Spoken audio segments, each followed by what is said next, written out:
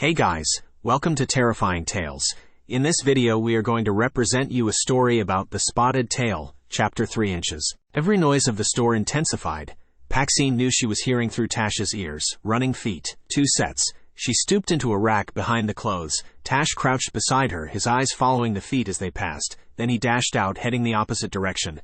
Hey, a man's voice said, shouting. Tache dove into another rack of clothes. PAXINE tucked herself in beside him. Running feet passed again, then stopped. Tache stared in their direction, not moving a muscle, not even his tail. Watch the racks, the man's voice said in a whisper so close to PAXINE that she almost jumped. There's one moving over there. Ah, Tache dashed out, PAXINE following, checking behind to see an old lady screaming 2 racks away. The man must have jumped her while she looked through clothes on the rack, thinking it was PAXINE.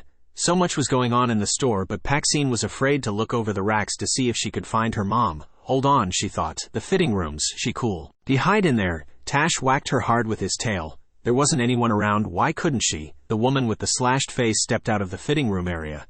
She stood there as if guarding them with an angry scowl on her face. Tache tapped her with his tail, leading her down another aisle. Hey, the woman said, shouting over to her people. Over there, the running feet. PAXINE kept low, circling around a rack instead of dodging in it. The running feet kept on going. Tache dodged across another aisle. There was a counter, more racks, and quiet. Tache and PAXINE both crept into a rack. A number of different shoes passed, but no one was running. Then there was a pair of shoes PAXINE recognized. She poked Tache, pointing at the shoes walking by. PAXINE slipped out of the rack, standing up beside her mom, sliding her hand into her mom's hand. Her mom tightened her grip, giving no other reaction to PAXINE's sudden reappearance. They both stood there watching the disarray of the store, as if they had always been standing there together. PAXINE lowered her backpack for Tache, hoisting him up and following her mom toward the checkouts. Her mom guided them away from the people running around, keeping PAXINE on the far side of her, away from the turmoil. What are they doing? A clerk said. Lost kid probably, another clerk said back to her. Both clerks seemed mesmerized by the commotion, ignoring their customers. Can we check out? Her mom said. PAXINE couldn't believe her mom wanted to check out. Shouldn't they be escaping out of the store? Ah, sure. Find everything? The clerk said. Can I get a gift certificate here? Her mom said. How could her mom be so calm? Didn't she realize people were trying to get her daughter? Sure, the clerk said, digging in a drawer. How could her mom? PAXINE's heart was racing. No one paid them any attention. Her mom and she were invisible to the people racing around the store because they were acting like normal customers. They weren't drawing attention to themselves. How did her mom know this? Thank you. Come again, the clerk said, shifting her attention back to the turmoil in the store. PAXINE expected them to hurry out of the store, but her mom just moved away from the checkout counter, looking back. Then, to PAXINE's surprise, her mom raised her hand as if to get a teacher's attention. What was her mom thinking? Her mom dropped her hand. There was Dwayne walking fast toward them. He looked much relieved to see them. Together they left the store. What happened? Her mom said as soon as the cube door closed, holding tight to PAXINE's hand. Someone pushed a cart into me and I tripped and fell. By the time I got up, you were both gone. I searched and finally saw you, Dwayne said, motioning toward her mom. But I couldn't see PAXINE. I saw people running and I assumed they were chasing her. I kept getting fouled by carts. There had to be at least 6 people involved. There was one lady with scratch marks on her che. His gaze turned to PAXINE as if she should now tell her story, but she said nothing. She wasn't going to tell her side of the story to him. The cube dinged, and the escort stepped out. They were back at her dad's office. Be sure to make your report, her mom said, and then she closed the door on his surprised face. Her mom slipped out her phone as soon as the cube moved again. Hi Greta, this is Dahlia, her mom said. There was a short pause. Mom, can you meet us for lunch? PAXINE could hear her grandma's voice through the phone. Yes, by the sounds of your breathing, I better. Meet me at the rooftop, her grandma said. The rooftop was a restaurant appropriately named since it was at the top of a building. It was one of her grandma's favorites. The roof overhead was glass, and the sun streamed in. There were flowering plants and full-size trees. It was a year-round garden. At their table, her grandma pulled a chair around to face the sun for tinder. PAXINE copied her. Both cats hopped up into their respective chairs and sprawled out to nap. PAXINE and her mom updated her grandma on the events at the store. Her grandma kept staring at Tache. He's still in training, her grandma said, sounding concerned. You're not supposed to overexert your tail. PAXINE opened her mouth to explain, but her grandma stopped her. It appears we haven't told Tache this. He is doing exceedingly well, her grandma said with praise, letting PAXINE know she had done nothing wrong. Mom, her mom said, if I could have had a heart attack, I would. That was absolutely terrifying. Her grandma nodded with understanding while she continued to stare at Tache. Should Doug know about? Her mom said. Her grandma shook her head. He'll know about what happened from his own man's report. I'm not going to share my investigation. I have my own misgivings about his security. Her mom sighed, nibbling absent-mindedly on a breadstick. What else can we do? I can't change Doug's security. I can why add to it. Tache is doing his job. I have her nanny coming, but getting her here takes time, her grandma said. Ladies, the waitress handed out menus, but PAXINE's grandma held up a hand to stop her. Iced tea all around and chicken crepes, her grandma said. Sounds good, thank you, ladies, the waitress said, rushing off. PAXINE thought about complaining about not being able to order, except she always had the chicken crepes when she came here. Although she would have gotten a soda, but knew because her mom was here, that was out of the question. But there must be something we can do, her mom said, breaking a long period of silence. I want you to stay at my house until you can secure another, her grandma said. Here you go, ladies. The waitress set down their iced teas, and another came in with their plates. PAXINE's mom ate very little, but PAXINE and her grandma ate half of their plates. Her grandma pushed aside her plate. You did say you found a new house? Yes, it's no. Tea as nice as the last one. It's almost like a holiday cottage, small, comfortable and quiet. Actually, before I forget, I should let Doug know about it and see if it meets approval, her mom said, tapping away on her phone. Then her mom voiced her true concern. They're after PAXINE, not Doug, not me. Her mom and grandma locked eyes. We're fighting against our own security, aren't we? Doug's people are clueless to what is going on. They can't protect us. I mean, if it wasn't for Tache, her mom said, almost crying, but she took a deep breath, pulling herself together. Yes, her grandma said. I need to step up my training with PAXINE. Her mom's words made PAXINE feel small and defenseless, battling against the whole world. Maybe she needed a couple more tales. The clouds broke when the moving van pulled into the driveway. A whole week of rain left the air fresh and clean. There was more rain in the forecast, but her mom hoped it would stay off until they finished moving into the new house. The moving van blocked the front door, so PAXINE escaped out the back. The backyard grass was wet, but the sun was out and things were drying. Tache walked with care through the grass, unsure if he liked wet grass or not. Every flick of his tail sent water flying. Whack. His tail hit her with a solid thud. Hey, that hurts, you're getting me wet, she said, moving away. He flicked his tail at her, hopping closer.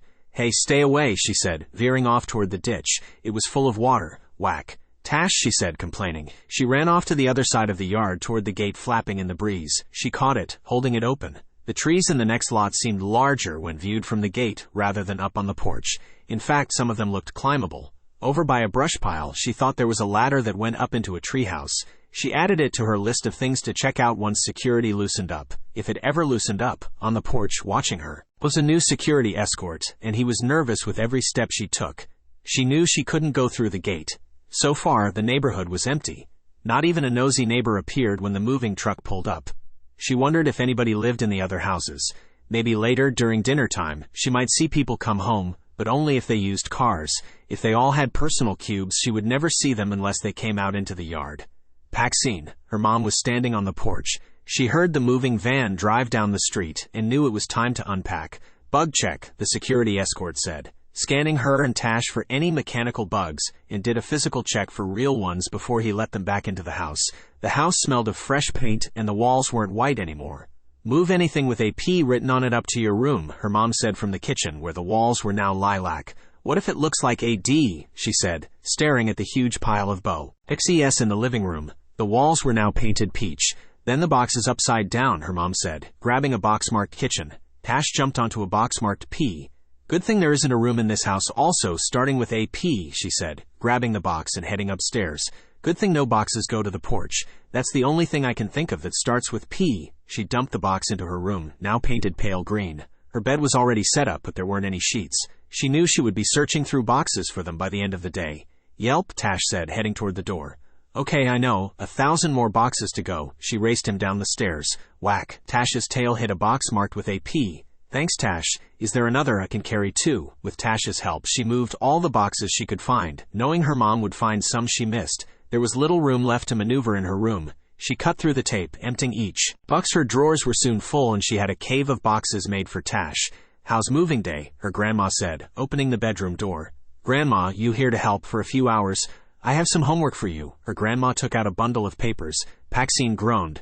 No, some of my homework, her grandma said. Oh, she said, knowing grandma homework was always more fun. Her grandma folded the papers, but instead of handing them to her, slipped the bundle into her backpack. This is for when you can have some quiet time alone.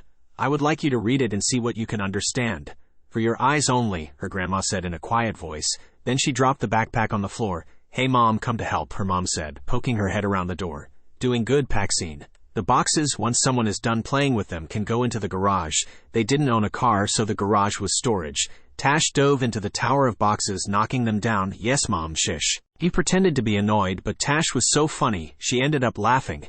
"I'll hang these up," her mom said, grabbing a coat in the backpack. "Hey Mom, you're just in time to help with the china." Her grandma and mom laughed, and PAXINE rolled her eyes. That was supposed to be a joke. Her grandma liked to break china, or at least that's what her mom told her. PAXINE had never seen her grandma break anything. Over the next couple of days, everyone was busy unpacking. Even her dad stayed home one day and spent less time at the office on the other days. Since security was still tight, she didn't go to school, although homework continued to arrive. Even with unpacking and homework, the house was dull and boring. She was supposed to spend more time with her grandma, and she had. But since the move, she had been stuck in the new house. It was raining again, so going outside wasn't an option. "I need a room," PAXINE said with a groan, following her mom. Her mom ignored her while she hung up curtains in the living room. "Can't I go to Dad's office? He's really busy," her mom said. "I just need the room," she said, trying to sound pitiful. Her mom rolled her eyes. "I brought you some new books to read. Paper books. I can't even enjoy an e-book." She drooped her shoulders and trying to look as dejected as possible. "You poor, poor dear," her mom said, not sounding sympathetic as she straightened the curtain and left the room. PAXINE plopped down on the sofa, bouncing Tache, who was sleeping. He didn't wake, having spent all night patrolling the house. She sighed, curling up next to him. A crack of thunder shook the house, waking Tache. Rain fell in sheets so thick it was impossible to see out of the windows. "We're gonna need a boat pretty soon, Tache. Do you have a raincoat? Do you even know how to swim?" She wondered if the ditch in the backyard was full and if she could use it as a swimming pool. Tache ignored her, trying to go back to sleep. The windows lit up with a flash of light. Lightning and a boom shook the house. His ears twitched as he focused toward the back of the house. He rose, heading toward the back door. She followed. The coat closet beside the back door was open, where her mom had been storing coats and hats. Tache ducked inside. "We have," she started to say, but then shut up instantly at his mental urging. She dropped on all fours, squeezing in beside him, then pulling the door almost closed, so there was a thin gap through which to peek. She felt odd hiding. There was more thunder, muffled now that they were in the closet. She shifted to get more comfortable, fumbling on some rubber boots. They were hers. She slipped them on. Over her head she pulled down her raincoat, only to freeze when the hangers clinked. Tache glared at her, whacking her with his tail. "Sorry," she mouthed, slipping on the coat as quiet as possible. But the coat rustled with her every move. Boom, more thunder. The flashes of lightning couldn't reach them in the closet. Rain beat on the cork roof. She wondered if that was all Tache heard, but he was still alert, staring through the closet wall, as if he had X-ray vision, toward the back porch. His right ear flicked. Footsteps. Two people. They had to be security guards, she thought. Her heart pounded against her chest. She couldn't remember if there were 2 security guards in the back. Wasn't there one up front, and one in the back? The back door knob turned and cool, wet air wafted down the hallway. 2 men passed. They weren't security guards. Tap. Tache's tail touched her hand, sending a jolt through her. He pushed the door open wider. On the opposite wall was a deactivator. The normal indicator light was off. The electricity to the whole house was off. Tache reached up, tapping the door handle. His message was clear. It was time to get out of there. PAXINE knew her mom had her phone in the cube. All she had was Tache. She hoped her mom would be okay. Up on a hook by the door was her backpack, where her mom had hung it up. Out of the way. PAXINE grabbed the backpack, following Tache out the back door. She didn't worry about being quiet when shutting the door. The rain pounded the roof, drowning out any other sound. PAXINE hoisted her coat up over her head, running toward the gate, which was flapping wildly in the wind. She and Tache timed the flaps, slipping through unscathed, keeping the gate between them and the house. Tache led the way, heading toward the treehouse ladder. He looked as if he was going to climb the ladder, but he only rubbed his muddy feet on the first couple of rungs. His fur stuck against his body, and mud coated his legs and belly. PAXINE was glad for her rubber boots. She was also glad Tache didn't intend to climb up into the treehouse. The ladder wobbled, not looking too strong. She wiped her own muddy boots on the first 2 ladder rungs, knowing what he was thinking. Anyone following them would see the mud, thinking they were up in the treehouse, and have to climb the whole way to make sure. It trotted off, keeping to grassy areas as much as possible. PAXINE took the same path as Tache, making sure she left few footprints. There was little need to worry since the rain washed away their trail as fast as they passed. The road that ran behind her house curved, meeting up with them. She was surprised to see a car parked right behind their house. How could someone park there and their guards not notice? Where were their guards? She shuddered at a mental image from Tache. He knew where their security guards were, and that was why he avoided the ditch. He could smell them floating there. PAXINE clutched her raincoat, following Tache as he ducked back into the woods until the car was out of sight. He crossed the road, leading her through yards, avoiding the roads. The quiet neighborhoods became city streets, loud with traffic noises. She had no idea where they were going.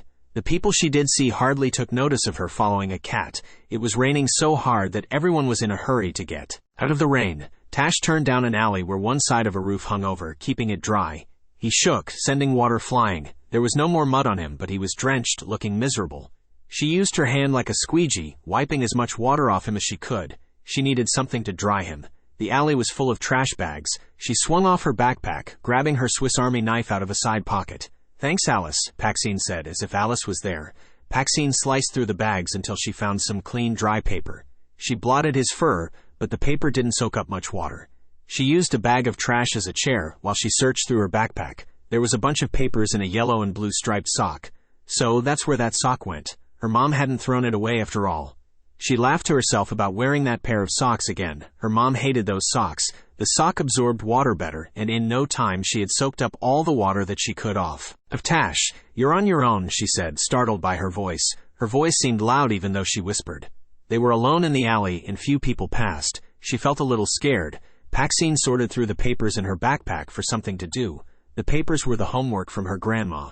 Someone hurried past the alley. She half expected it to be her grandma, but it wasn't. Her pinky ring was hard to see on her hand, but it gave her some comfort. Her grandma would be able to find her. She wasn't lost, just waiting. She smoothed out the papers. The clouds were so dark that the street light at the end of the alley was on, creating just enough light to read by. The document heading was in big, bold letters. The Child Protection Act. Groan, this wasn't going to be as exciting as she expected. The document, peppered with legal terminology, was boring and didn't always make sense. No wonder her dad got so frustrated with his job. Page 4, this was what upset her grandma so much. Her dad probably wouldn't like it either. She didn't even like it, and how could someone think that the government should have this power? Selective parentage, the government's obligation to protect. She scanned through the rest of the document, but only that one paragraph stood out as inappropriate, although as far as she was concerned, the whole document was unnecessary. Sometime adults could be so stupid. PAXINE stroked Tache's fur, finding he was almost dry. He was curled up in a tight ball in her lap, sleeping. She wondered if tinder would get wet when her grandma came. No one passed by the alley for some time now. There were 12 more sheets of paper left, and each one seemed to be about a particular person. They proved to be much more interesting reading, and there were pictures. Mr. Huntsborough. She remembered him from the newscast. There was a paragraph about his parents and his grandparents. The next one was about someone she didn't know. There again was a paragraph about his parents and his grandparents. The third page was about Judge Sampling. She knew him. Then she realized what the paragraphs about their families meant. They were from underprivileged or poor families. Judge Sampling had worked his way through college the hard way. He didn't have rich, well-to-do parents to pave his way. It was the same for each person listed. PAXINE shifted on the garbage bag. Her butt hurt. The garbage bag didn't seem so soft anymore. Where was her grandma? Was her mom okay? Everyone must realize she was missing by now. She leaned over Tache, putting her cheek on his head. He was warm and dry and comforting, but her butt still hurt. There was nothing else to do but reread the papers and then put them away. Her grandma had to come soon. The rain eased up, but the darkness didn't as evening set in.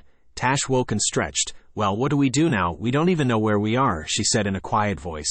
Tache pawed at his nearly invisible oral ring. "Garens, I don't know where that is. We always traveled by cube." "Now if I had a cube," she said. Tache wrinkled his nose. "You can smell him, so what are you now, a bloodhound?" she said, sniffing. "All I smell is wet garbage and cars." Tache pawed at the backpack, wanting to get inside. PAXINE put the papers in another pocket and then let Tache hop inside. She hoisted up the backpack, putting it on so he was in front, like when they had been with her grandma smelling soap. His head and swiveling ears were all that was visible. The street at the end of the alley was empty. Street lights glared off the puddles. The rain had stopped altogether, and it was eerily quiet. She felt as if this was not the place for her to be, even with a tail to protect her. Tache leaned forward in the direction he wanted to go. Not a single person or car in sight. He leaned to turn her up a street toward a busy thoroughfare. Cars whizzed by, still no people walking. She felt uncomfortable, but Tache didn't seem concerned, his ears acting like mini antennas, twitching in all directions. He directed her back onto a quiet street. Lights leaked around curtains, but the street was empty. He leaned to direct her down an alley. She stopped in her tracks. The alley was black like a hole. Too scary. I'm not going down there. I can't see a thing, she said in a whisper. The alley came into view as if a light switched on. There were trash bins lined neatly against one wall, and a door with a broken overhead light halfway down. Tache was showing her the alley through his eyes. He bumped her to stop before she reached the end. There was one car parked by a broken street light. A man got out, heading for the building nearest her. She backed up before Tache bumped her, hoping the man hadn't seen her. There were footsteps up the stairs, and a door opened and closed. Tache's ears flew back, causing PAXINE to spin. The door halfway down the alley opened behind them, spilling a sliver of light. An older man exited the building, hurrying down the alley. Garan. His name was on the tip of her tongue. Bump. She almost bit her tongue when Tache hit against her. He didn't need to give her any more prompting. She knew she had to follow Garan, however. At the end of the alley, Garan was nowhere in sight. Tache leaned to the left. How could Garan be out of sight already, she thought, breaking into a run. Bump, bump. She felt as if something was jarring her whole body. Tache. Bump. Tache slipped in the backpack, unable to keep his footing from her movement. She slowed to a fast walk so not to bump him around so much. Tache directed her across the street into another alley. She felt more like she was being chased rather than the other way around. The backpack felt heavy and she was getting tired. She had no idea where she was, dodging in and out of streets and alleys. Her only comfort was that Tache seemed to know where they were going. PAXINE caught her breath, waiting for a light to change at a busy intersection. Where was Garan? Could he really move that fast? She crossed the street, turning into an alley halfway down. There was Garan waiting for her by a door. He put a finger to his lips to keep quiet, ushering her inside. The door closed without a sound behind them. PAXINE couldn't believe how fast he could move, climbing the stairs ahead of her. His breathing was as heavy as hers when he stopped at a plain door on the 4th floor. Apartment 407. The numbers were faded. He was careful when he inserted a key, as if the door would bite him if he wasn't careful. The door opened without a sound. He guided her in with a hand before being just as careful closing the door. PAXINE backed into a table, grabbing it to keep herself from falling. There was nothing on the table, so she turned around, letting her backpack slide down with relief. Tache hopped out. My, Garan said, stepping up to Tache. You are a smart one. He scratched Tache's head, then gave him a gentle headbutt that Tache reciprocated. Garan stood there as if he could pet Tache all night. Goodness, he is a good kitty, Garan laughed. PAXINE didn't know what to say. A million questions zoomed through her head while Garan stood there petting Tache. She could feel her lips move as if she was trying to ask those million questions, but none of them came out. Your mom is fine, Garan said, as if sensing her questions, but she doesn't know you're safe yet. Goodness, things are getting tricky. He stopped petting Tache to fill a kettle with water, putting it on the stove. This place is a little old-fashioned. You'll have to excuse me. Sit down, sit down. We will be here for a bit until the all clear. Did you get wet in that rain? Here, let me put the heater on, Garan said, turning a knob on a box on the floor. In moments, the box glowed red, radiating heat. PAXINE shivered, not sure if she was cold or just relieved to find Garan. The water was boiling in the kettle before she took off her coat and boots, settling on the torn sofa with Tache on her lap. As warm, Garan handed her a cup of tea. The scent of tea with sugar and milk drifted up to her. Tache tapped his tail with his approval of the tea even before she thought of it. The tea was delicious, warming her. She drained the cup, setting it on the floor. Garan continued to rummage through the kitchen, setting down a bowl. Tache jumped over to it, crunching as fast as he could. There was already a water bowl. Her lap felt cold without him. Thank you, she said, remembering her manners. Garan smiled with a nod, turning to his own tea. She leaned back on the sofa, but never saw him drink. Big yellow eyes. PAXINE woke with a start. Her hand found Tache curled up beside her, sleeping. Big yellow eyes. 2 big yellow eyes stared at her from the end of the sofa where a full-grown cat sat, grayish in color. Tinder, her movement to check for her grandma caused the cat's eyes to open even wider and the head to turn as if it was thinking of fleeing. This wasn't Tinder. This cat was brown-spotted like tea, but more faded, which made the cat look gray at first. Garan sat in the kitchen tinkering with something on the table. The apartment was so quiet she didn't want to disturb the peace. She spoke in a whisper. Who's that? Shalunya, Garan said in a normal voice. The naughty child. Who? Shalunya, my tail, Garan said with a grin. But he didn't look up from the table. She reached out a hand to Shalunya, but Shalunya leaned away as if terrified that she was going to be touched. Tache whacked her with his tail. He wanted to sleep. He ignored Shalunya as if she wasn't even there. PAXINE felt she was still dreaming. How could Garan have a tail? Only she and her grandma had tails. Yes, she had to be dreaming. Besides, he hadn't a tail when she and her grandma visited his shop. Rap, rap, a quiet knock on the door. Garan rose, unlocking and opening the door as quiet as before. Grandma, PAXINE said, bolting upright. Tache rolled into her warm spot. Shalunia dashed behind the sofa. "Garan taking good care of you," her grandma said, giving PAXINE a hug and Tache a quick pet before joining Garan at the table. PAXINE nodded, not knowing what to say. Her grandma and Garan sat there without a word, staring at each other. Shalunia appeared from behind the sofa, approaching her grandma's handbag. Tinder popped her head out, and the two sniffed noses. Then Tinder disappeared back into the handbag, and Shalunia disappeared behind the sofa. "PAXINE," her grandma said, sounding loud in the quiet apartment. "You'll stay with Garan for a few days. Your mom was worried sick about you, but I've calmed her. She knew immediately something was up when the lights went out. She trusted your tail and escaped in the cube before the men were even up the stairs. Your dad doesn't know you're safe yet, but soon will." "What time is it?" She couldn't see a clock. "About 3 a.m. I want you to stay missing. So enjoy some time here. I brought your gamer. There are no deactivators here," her grandma said, handing her the gamer. "Remember to listen to your tail. Garan will teach you a few more things that you and Tache will enjoy." Her grandma rose. "You're leaving already?" She was expecting her grandma to stay a while and explain what happened. "Soon, but first, I want you to listen to a call, but I don't want you to say a word. Okay?" Her grandma moved her chair closer to the sofa. "Grandma," PAXINE said. "Yes," her grandma said, poised to dial her phone. "I didn't know others had tails," PAXINE said, looking at Garan. "There is a lot you need to learn. Now listen," her grandma said. "Hello, Doug. Do you have a moment?" her grandma said into the phone. "You do realize what time it is," her dad said, sounding tired.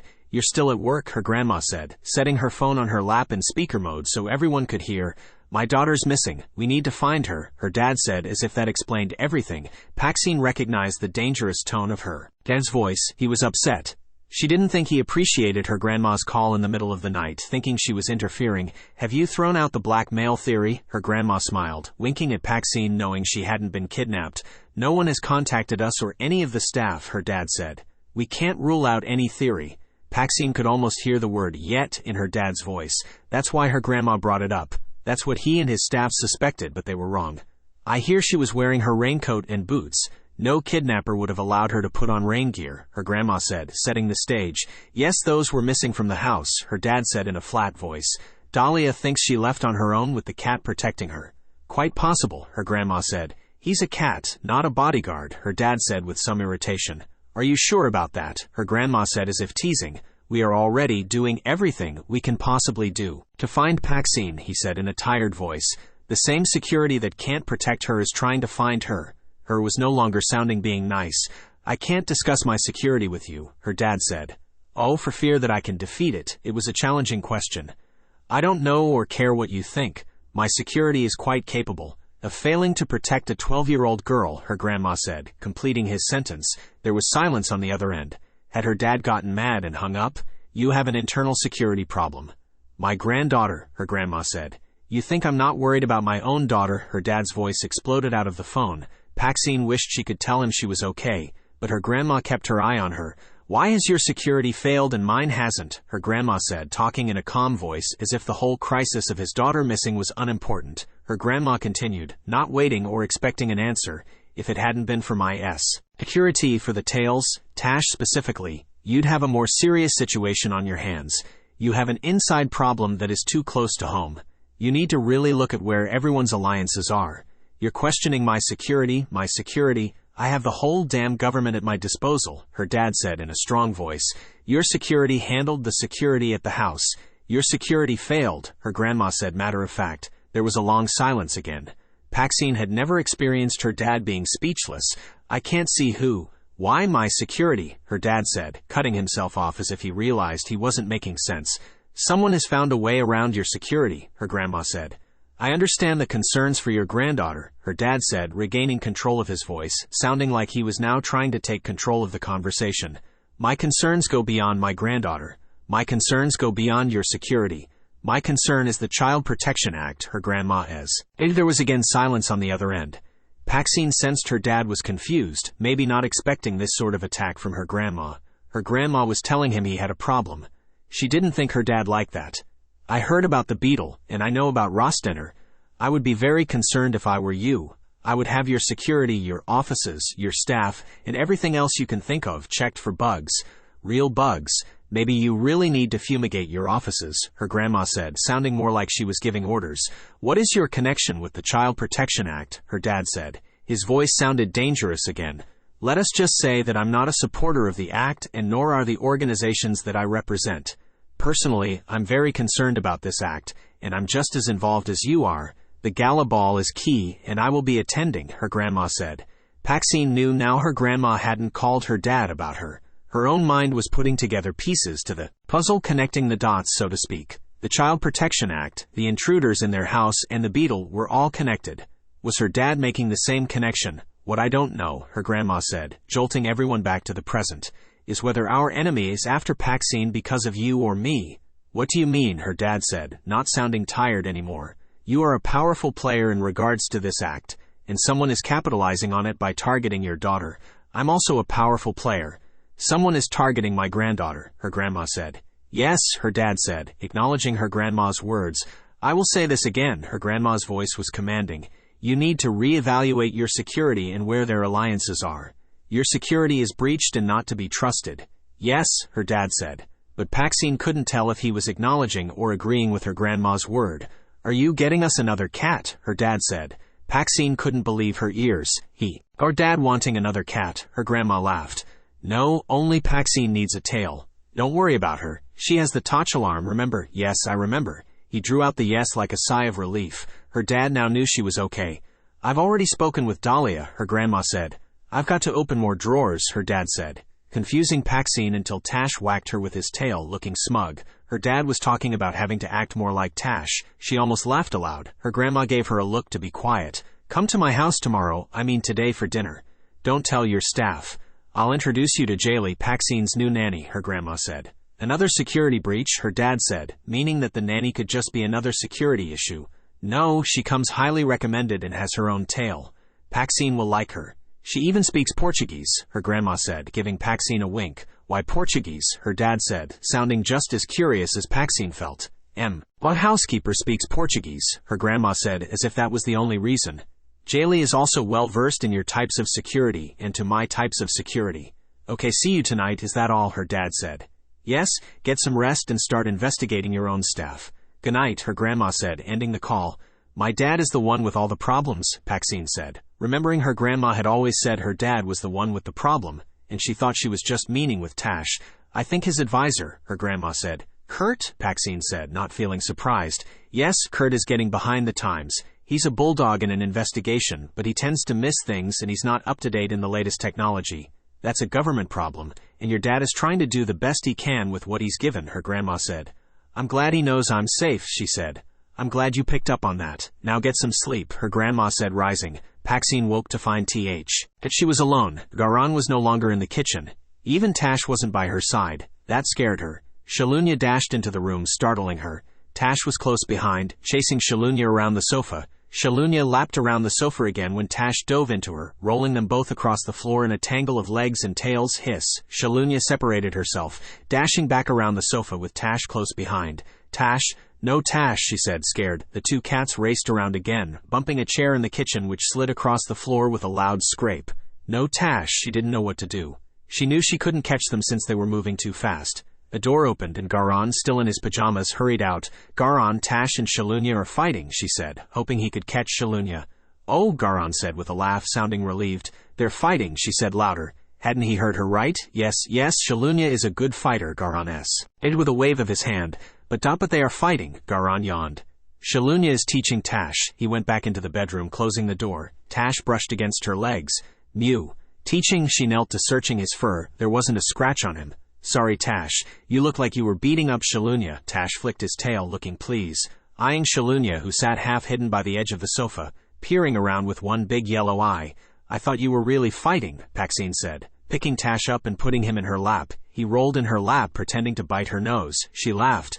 I guess I should have known better. There wasn't any fur flying. Tache jumped back onto the floor, boxing with Shalunia. Then she dove at him and they raced around the sofa. Shalunia was faster with her paws and could land more blows. Tache was a better jumper, which he had to be to avoid Shalunia's lightning-fast paws. Garan came out of the bedroom fully clot. Head just when Tache sailed over the sofa in a single leap, skidding into the kitchen chair, knocking it over. You have to watch your landing zone, he said with a chuckle, putting on the kettle for tea.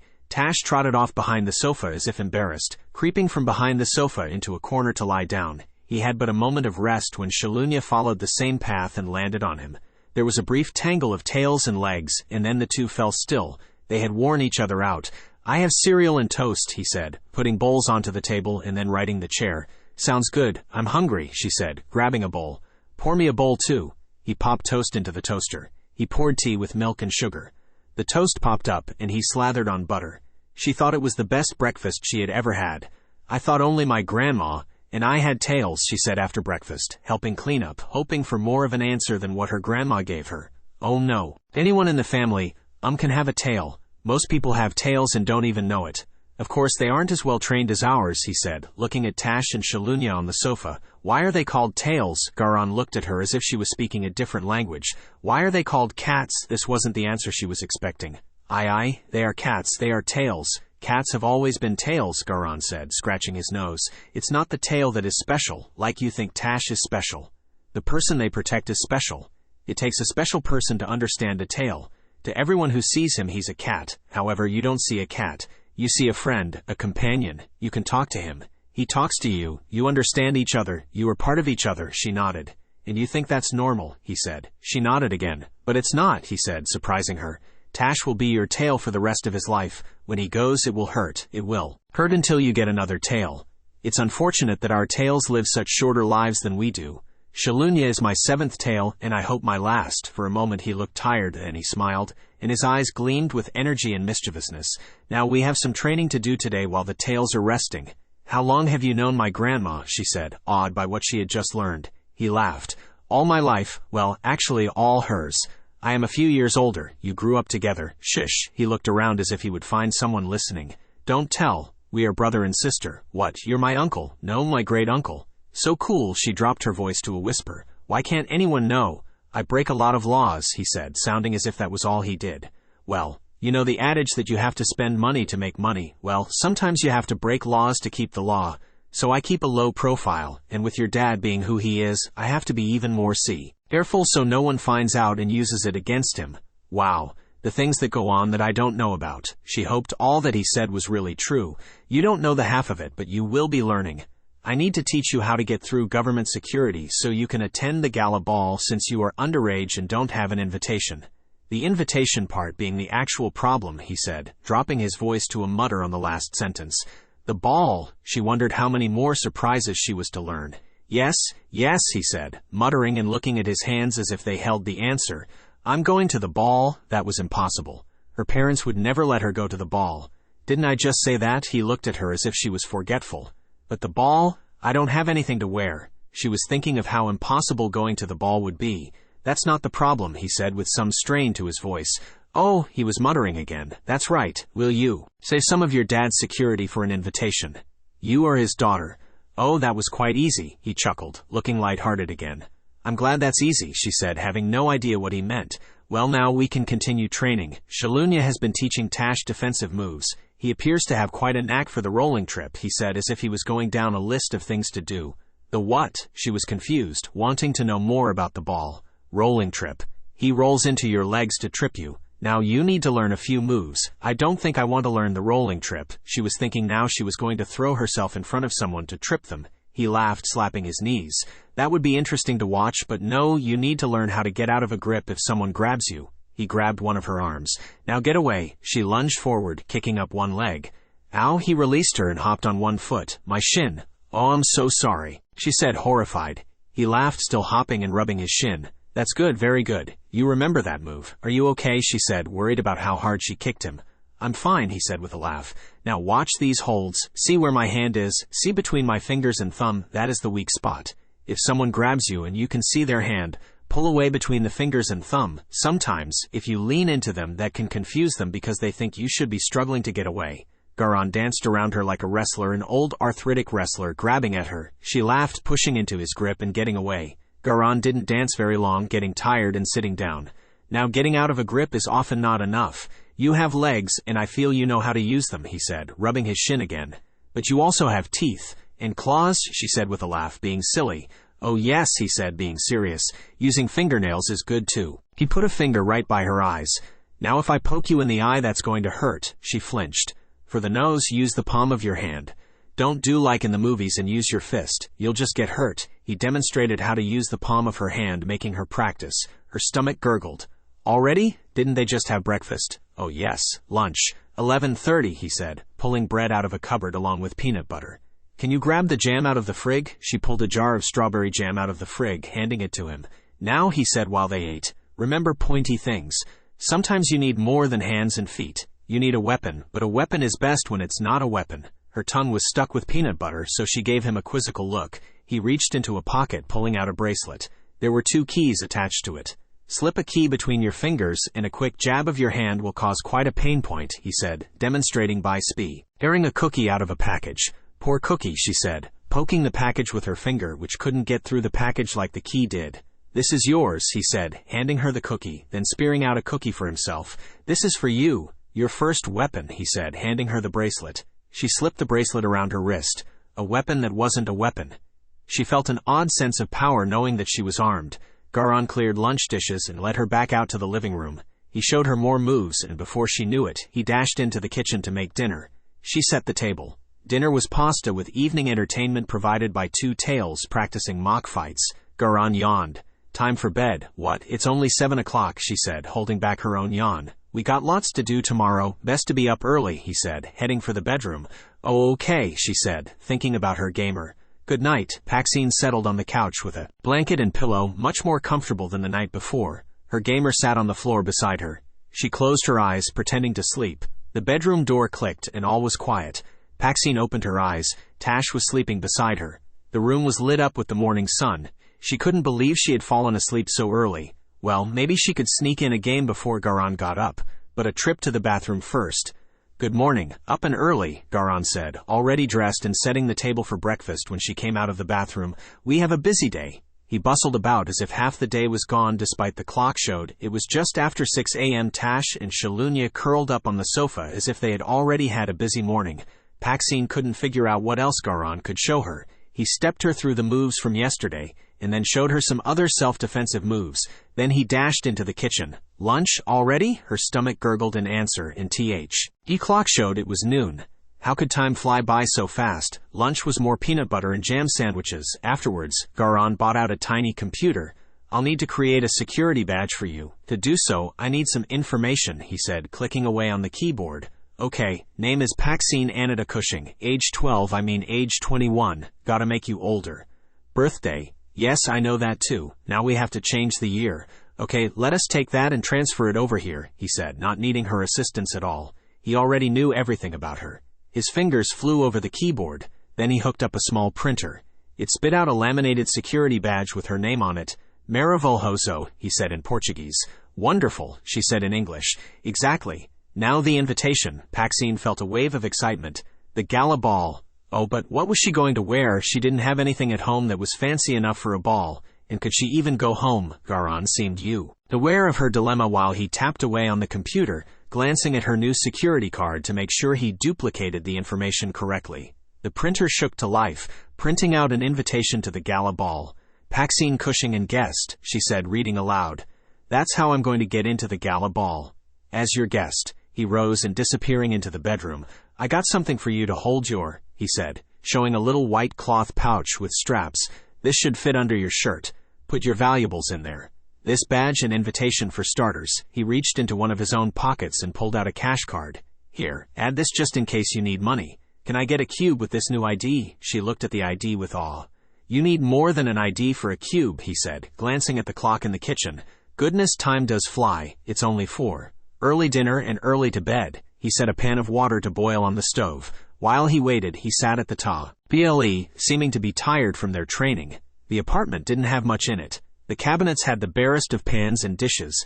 PAXINE figured the food supply was also limited. Cereal for breakfast, peanut butter and jam for lunch, pasta for dinner. She had to remember she was on the run, so to speak. Besides, the tails ate the same food day after day. Dinner was quick. She put away the last plate while Garan wiped the table.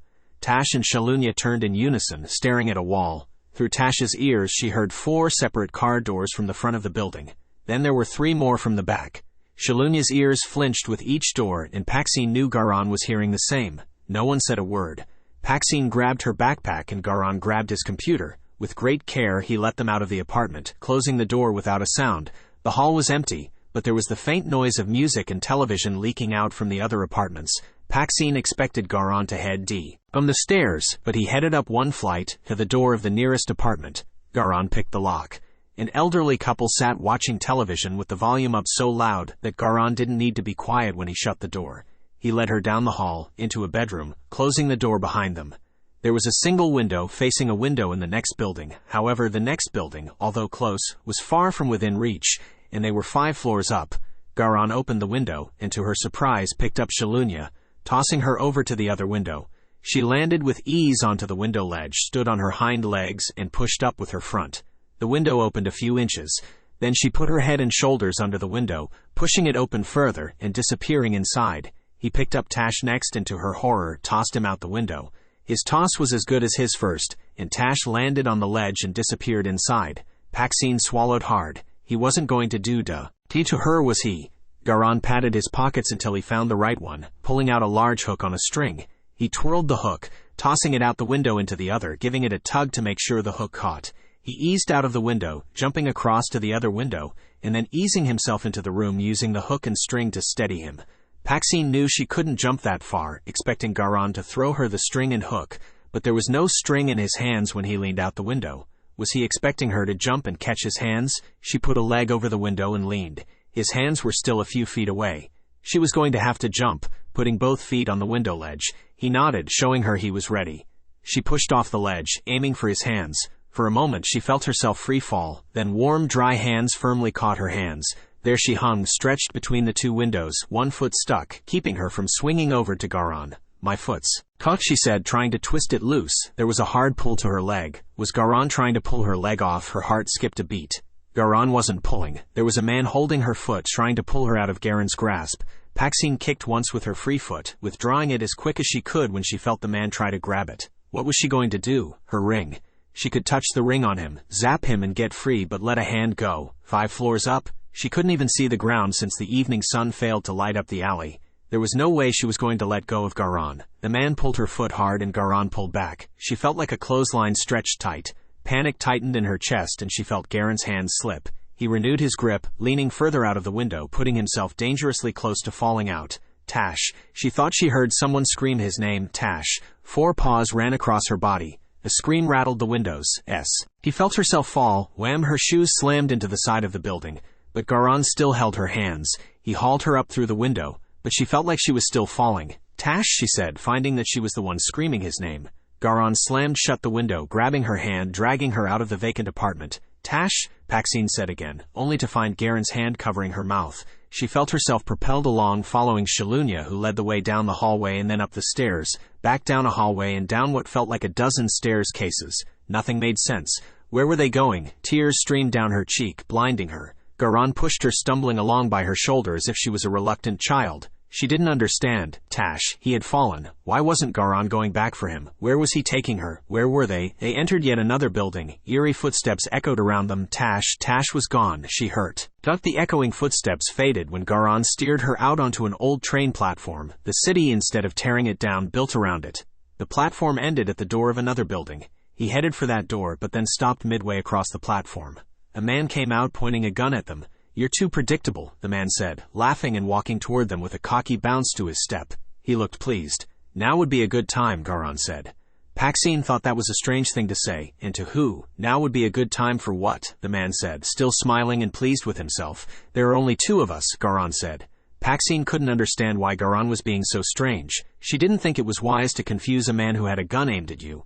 "So," the man did seem confused. "There should be 4, Garan said, as if teaching a child math. The man stared, but PAXINE's mind cleared, and she understood, sort of. Where was Shalunia? There was Mauve. Emment out of the corner of her eye, Garan looked away toward the old tracks. It was the tactic her grandma taught her when Tache checked her food. The man with the gun followed Garen's gaze. A blur hit the man's hand and another blur rolled into his feet. Garan pulled out a box and aimed it at the man. The man was unconscious when he hit the ground. Garan hurried over to the man and rummaged through his pockets, removing weapons. PAXINE found she couldn't move.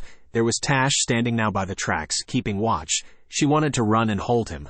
All this training and she had forgotten to reach out to him to know where and how he was. In a time of crisis, she had forgotten to use the chain on her ankle. She reached out to him now, and felt him very much alive, alert, and unhurt. From his plunge down 5 stories, she joined Garan, feeling numb and stupid. Her only pain was her toes from her feet slamming into the building. "Someone will be along shortly to pick him up," Garan said, fastening a bl.ing button onto the man. He squeezing PAXINE's hand to reassure her, leading her back out the way they came and onto the street. The dinner crowd filled the streets with the last of the rush hour. Restaurants were busy, venting their delicious smells out onto the street. She felt some comfort being within the crowd, still dazed with what just happened. A few blocks later, Garan released her hand. Tache urged her to slow down. She felt uncomfortable while Garan went on ahead, disappearing into the crowd. There were shops and restaurant windows along the walk, so she pretended to window shop, pretending her mom wasn't too far away. No matter what she pretended, she was still in an unfamiliar area, surrounded by strangers. Scary. PAXINE found herself walking faster, wanting to run, but Tache urged her to slow down. There was a restaurant. All its doors and windows were open. She stopped to watch people eat. No one seemed to notice her, so she pretended she was invisible. Continuing down the street, she reached out to Tache for comfort, and he was pleased with her pace, guiding her into the door of another restaurant. There was a foyer with the choice of going straight through another door into the restaurant, or going up a flight of stairs. Tache directed her up the stairs, leading to a banquet hall.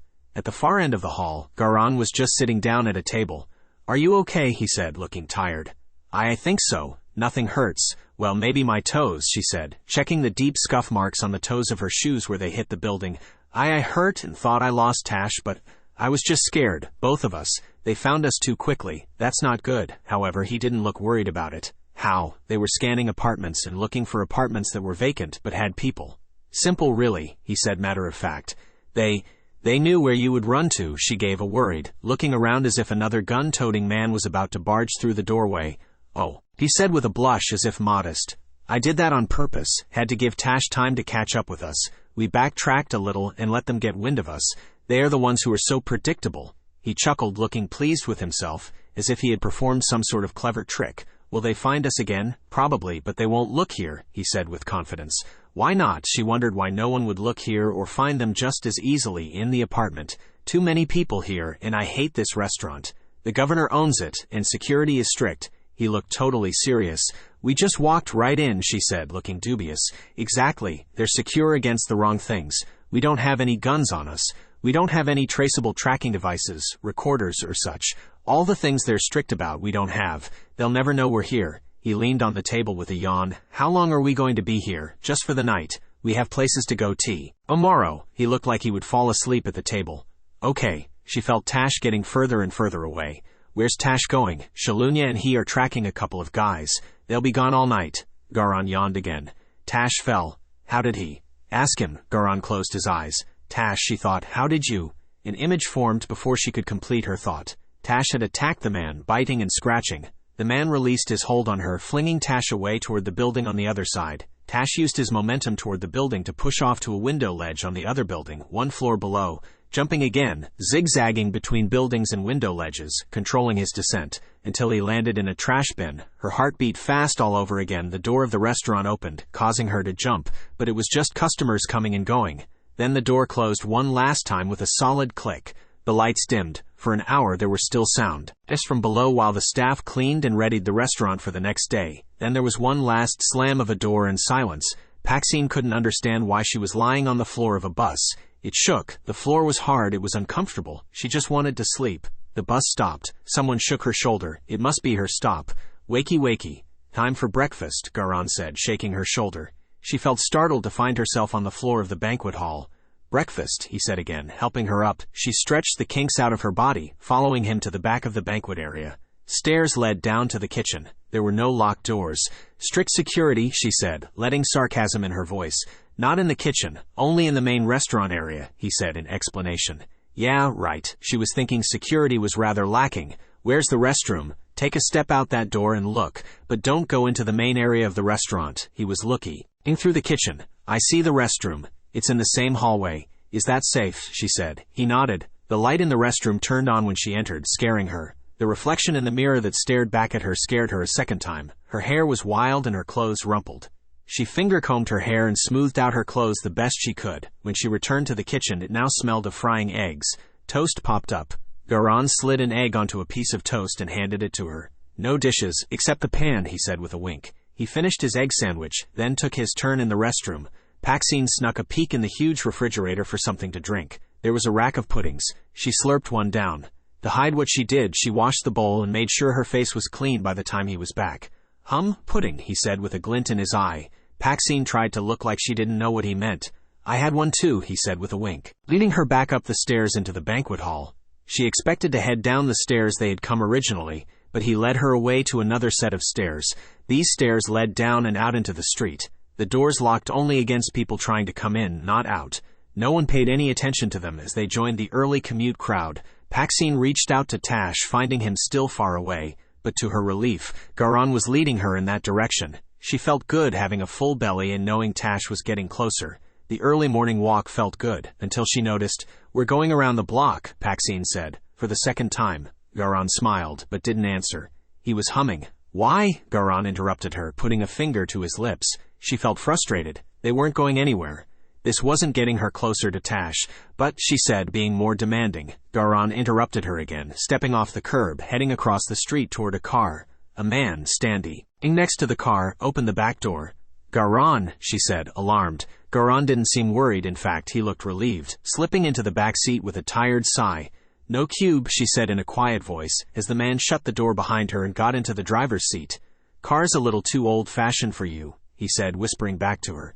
"No, but," she said, confused. "It's harder to be tracked by car than by cube," he said in explanation.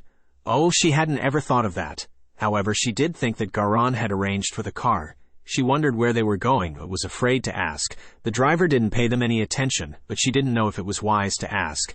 Then she thought she was being silly. Of course the driver knew where they were going. He was taking them. So how did he know where they wanted to go? She didn't hear Garan tell him. PAXINE found it hard to ride in silence with so many questions on her tongue. She didn't know if she could ask or even should ask. Garan rode in silence, twiddling his thumbs, staring out the window. She decided to do what he did. The city buildings all looked alike to her. They weren't very interesting until the car passed a familiar shop. This was her mom's favorite shopping district. Why were they going into a shopping district? A twinge of excitement tickled her spine.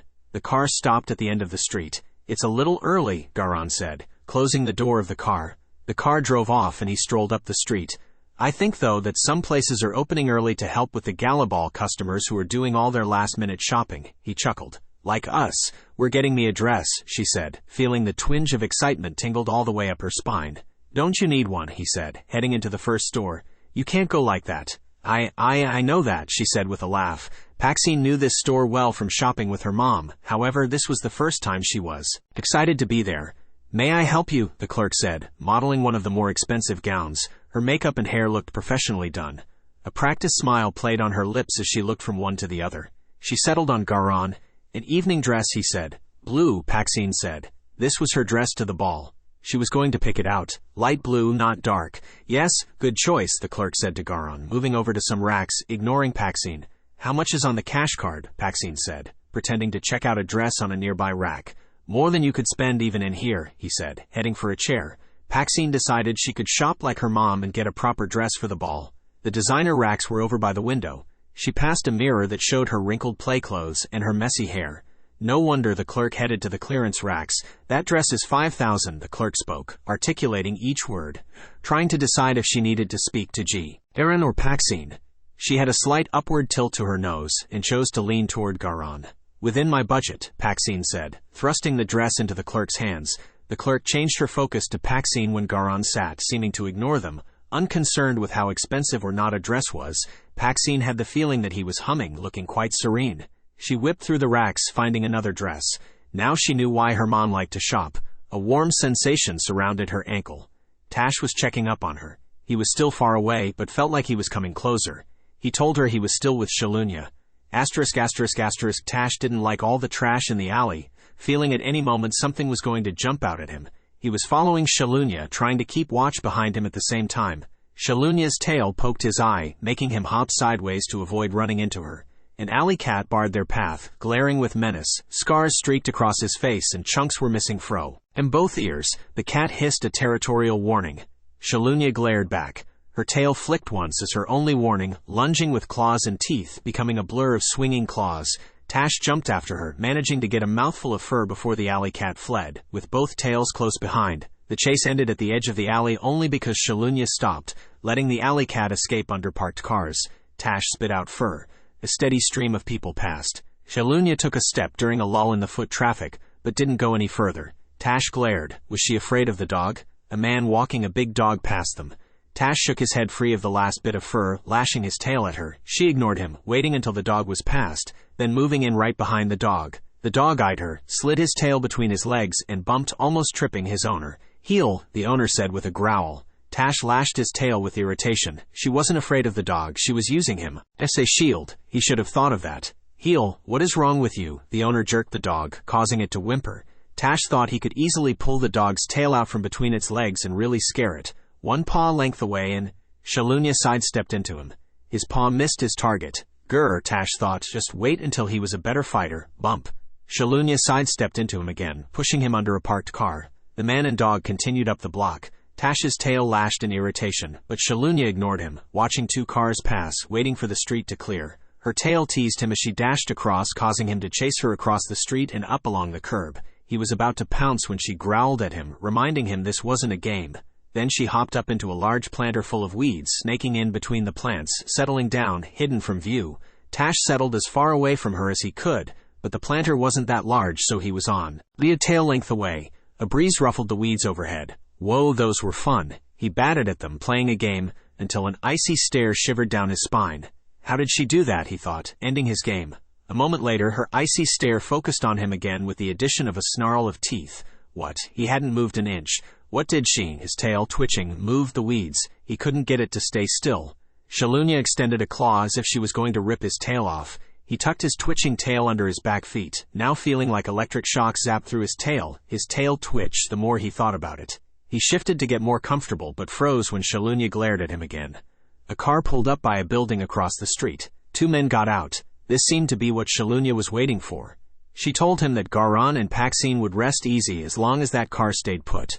A breeze rifled the weeds over his head, creating a rustling movement that he used to disguise shifting his feet. How long were they going to stay here? He knew he couldn't ask. At least she maintained her focus on the building and less on him while he made small adjustments to his twitching tail. "Jake, look," a boy said, shouting near the planter. Tache's tail thrashed beneath him, almost causing him to run. Shalunya gave the boy one quick glance before returning her attention back to the car. "Yeah, Harl, if it ain't Mr. Johnny boy." "Hey, got any money?" Jake said. He was a big boy in baggy pants and a t-shirt 3 times too large, and he blocked the path of Johnny, a boy half his size, coming from the other way. "No," Johnny said, backing off. Tache's tail twitched hard under his feet again. "Oh, what else you got then?" Jake said, shoving Johnny. "Where's your gamer?" Harl said, stepping behind Johnny and shoving him back to Jake. He was a hand smaller than Jake, wearing a sport jersey that an adult twice his size would wear. Frayed holes in his jeans let his knobby knees stick out. "Aye," Johnny said, eyes huge, scanning around for someone to help him.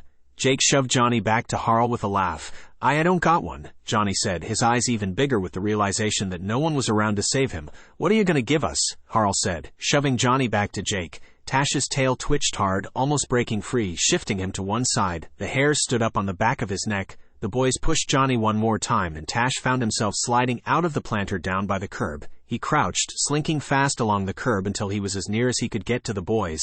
Jake reached up to give Johnny another shove when his legs buckled beneath him, and he landed with his breath knocked out of him. Harl seemed dumbfounded until, "Ow, it bit me," Harl said, yelling at the top of his lungs. Wah? Jakes couldn't catch his breath fast enough. "Ah," Jake said, getting tangled in his baggy pants, tearing them. "I'm bleeding, my elbow." "Ow, it be." "Hit me," Harl said with a shout, trying to sound more serious than Jake. "What was it?" Jake said, examining his scraped elbow, as if he had never seen anything like it before. "Dunno, raccoon," Harl said, hopping about on one foot as if putting his bitten ankle down would cause more damage. "A raccoon? Get away. Those got rabies," Jake said, running in terror. "No," Harl said with a scream, limping after Jake. Johnny was already halfway down the street, running as fast as he could. Tache's tail smacked into the curb. He didn't like those mean boys, feeling good that he had gotten them out of the way. Shalunya should be pleased too, now that they weren't interfering. He slipped back up into the planter expecting praise, but met an icy glare instead. Shalunya looked as if she was going to attack him, giving him a silent hiss showing all her teeth. Tache felt as if she had grown to double her size. He settled back into the planter, keeping as far away from her as he could. His tail, fearing for its life. didn't flinch even once, even when people passed, sending pigeons flapping overhead. His focus on staying still seemed to be unflappable, except for an irritating vibration. It penetrated his whole body, even making the planter feel as if it was shaking. His oral ring tingled, sending irritating sensations down his ear. Tache had to move. He had to leave. The limit was reached as to how much he could take, propelling him out of the planter. He knew he was dead, feeling that Shalunia followed him to make the death strike. However, she passed him, staying low to the ground, using the curb and parked cars as cover as she moved up the street. His tail, finally free of restrictions, smacked the curb with every step he took. He wasn't dead. Shalunia hadn't struck. What happened? A delivery truck pulled up beside them, causing Shalunia to stop so quick that he almost stepped on her tail. He received a glare that told him to be careful and not to move. The driver ran past them with a package, disappearing into the shop nearby. Shalunia dashed over to a nearby sewer grate, rubbed her paws on it, and then dashed back to Tache. The driver ran back out of the shop and into his truck, driving off. He delivered one package but picked up 2 new ones that he didn't know about. Tache tucked himself behind the seat of the driver so he could see out the door of the truck. The truck paused at the end of the block. 2 men jogged by, heading up the street, each holding the leash of a large dog. Tache tensed, hoping the truck moved. The dog sniffed where he helped the boy, then moved up to the planter and along the curb to the sewer. The truck jerked into gear, rolling around the corner. Tache dug his claws into the carpet on the floor to keep his balance. Something sharp grabbed his tail, and he jerked it away. Shalunia's claws, with shreds of his fur, flexed. She was furious with him, hissing to let him know they failed their mission because of him. He had revealed himself. The enemy used a scanner to find them, thus causing the irritation to their oral rings. Her eyes glared at him as if they were lasers shredding him to pieces. Well, at least they could go back to PAXINE, he thought. Shalunia shook her head, dashing his hopes. They couldn't go back until they found another way to watch the building. Tache's tail whipped against the side of the truck in frustration. The driver looked out his side mirror to see what hit his truck. Asterisk, asterisk, asterisk, this one, PAXINE said, twirling in front of the mirror. The dress was light blue, which matched her eyes. Sequins covered the bodice, and soft layered chiffon made up the skirt. She accessorized with silver high-heeled shoes that made her 3 inches taller. It was simple, yet elegant, and the most expensive dress. This is an original. Everyone wants this one, but not everyone can wear it. You certainly can, the clerk said, pouring on the compliments. PAXINE expected Garan to comment on the price, but he only nodded. He seemed distracted. And then he frowned. You don't like the dress, she said. The dress is perfect, he said with a smile. PAXINE headed back to the dressing room, catching him checking a pocket and then frowning again. Something was going on and it didn't seem good. She didn't take long to slip out of the dress, handing it to the clerk. Garan was checking another pocket when she came out of the changing room, but this time he smiled. She placed the cash card on the counter while the clerk covered the dress in plastic. The clerk scanned the card and the purchase was completed. This is the coolest dress ever. Thanks, she said when they left the shop. Yes, you needed one, he said. PAXINE wasn't surprised this time when the car pulled up. Garan hung the dress on the hook over the door. Even covered in plastic, the dress glittered. I think even my mom would be jealous about this dress, especially since she didn't pay for it, he chuckled. PAXINE laughed. Garan began to hum, twiddling his thumbs. She thought it was funny and found herself enjoying the ride. The view was the same dull city buildings, but a quick peek away was the most beautiful dress she had ever owned. Where are we going? She said, feeling comfortable asking. City Central. Cool. She knew that area. How far is it? Cars seemed to be slow, and she felt like she had been riding in the car forever. Depends on traffic. Traffic was picking up the further they moved into the city.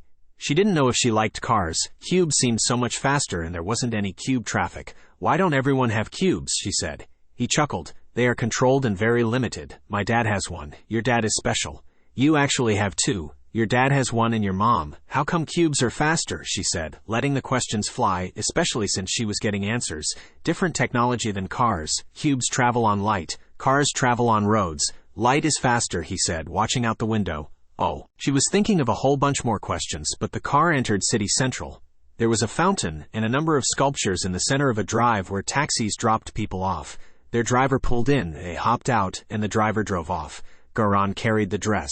The lunch crowd was just beginning to fill the area. He headed toward a nearby cafe that sat up on a raised patio. There was already a line and they joined it.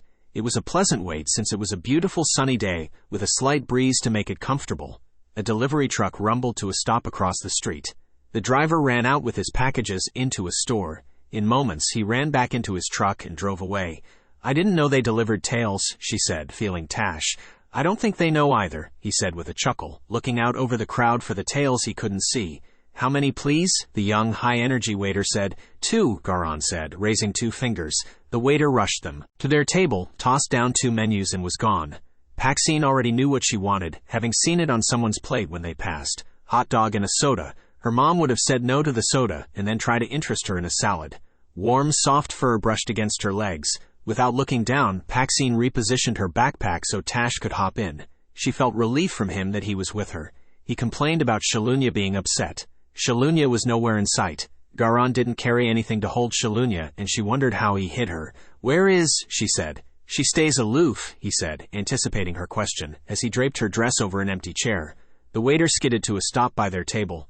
Soda for both of us, Garan said before the waiter could speak. The man dashed off again. Garan leaned back, looking relaxed like he was enjoying the sunshine. Something's changed, she said. He raised his eyebrows. We're sitting here rather leisurely, she said. Tache did something remarkable. He looked odd. The waiter plopped their drinks down. I'll have the club sandwich with chips, Garan said before the waiter could ask. Hot dog. Oh, with fries, she said, feeling like she had to order in a hurry before the waiter dashed off again. Garan sipped his drink, watching the people. What did he do? She wondered what Tache did that was remarkable other than open doors and drawers. Who? He appeared absent-minded. Tache, she said, reminding him. Ah, yes. He protected someone that wasn't his to protect. What does that mean? A tail normally protects their person and no one else. That's a full-time job. He took a sip of soda. She nodded in agreement. Tache was very busy, and she had to be careful that he got enough sleep. Tache went out of his way to protect a young boy from a couple of bullies. That's rare in a tail, he said, meeting her eyes. That's very good. A tail that thinks about the safety of others and not just his person and himself is almost unheard of. But Tache said Shalunya was very upset because he jeopardized their position. She was only thinking of herself and me. She didn't care about the boy or even Tache for that matter. By saving the boy, Tache revealed his presence. Shalunya managed to have them escape in the sewer, or at least that's probably what the men they were watching believed. We know how they escaped and how they were delivered. He looked across the street where the delivery truck had stopped earlier. Tache was filling her in on the details while Garan spoke. His version of the story was matching Garen's, except Tache said Shalunya tried to rip his tail off. However, by revealing his presence, the men realized I knew where they were and that I was watching. They panicked and moved their operation. He looked pleased. Now you don't know where they are, she said, wondering why he was pleased. On the contrary, he said with a chuckle. That's why I'm so pleased with Tache. But the men moved their operation into a building that I already watch in other ways. The building they picked told me a few things about them that I won't go into right now. How do you know this? She said, knowing she had been with Garan the whole time and he never got even a phone call to inform him. Gadgets, he said, patting his pockets. Alarms came in and alerted me while you were shopping. Oh, that's why you frowned. I thought it was the dress. Garan sipped his soda. But if he jeopardized his position, that also jeopardized me, she said. Your tail is devoted to you. Tache is young. He probably didn't understand just what he and Shalunya were doing. However, the fact that he is young and helped that young boy is extraordinary. Younger tails tend to be more self-centered than the more experienced ones. Your grandma is extremely pleased. He leaned back when the waiter skidded in with their food. PAXINE didn't realize how hungry she was, and the food made her forget to ask how. Her grandma knew already. She stuffed her mouth, feeling that if she didn't eat fast, something would happen to cause them to have to run. Good junk food wasn't something she liked to waste. However, Garan continued to be at ease, savoring his food. She finished long before him. However, she had saved one piece of hot dog. You don't have to worry about feeding your tail, Garan said, seeming to read her mind. However, PAXINE noticed when he flicked something into a nearby planter. She folded her napkin onto her plate, making the piece of hot dog disappear into her hand and into her backpack. Her ankle chain warmed with Tache's enjoyment of his snack. That is when she realized her backpack needed an emergency care kit for him, and she resolved to put one together as soon as she could. PAXINE tilted her glass to get the last drop of her soda. That was good. A pigeon landed in the planter near Garan only to squawk and flap off, leaving behind 2 feathers. He chuckled, rising and leaving money on the table. The waiter dashed in. All yours, Garan said. Thank you, sir. Come again, the waiter said, grabbing the money in their dishes. The flowers moved in the planter and Shalunya dropped to the ground. She patted over to Garan, putting her head against his leg. He stroked her coat. The lunch crowd was thinning now that the lunch hour was done. She hoisted up her backpack. He picked up her dress, heading straight through the area toward a side street. They were the only ones walking down this street, and the sounds of the downtown traffic faded behind them. PAXINE thought the area was creepy. Each building ended where the next began, and each one was gray brick with 2 windows on each story. There were few businesses, and most of the buildings looked like converted apartments. Curtains covered most of the windows, and there was little visible behind them, except for the occasional plant plastered to the window looking for more light.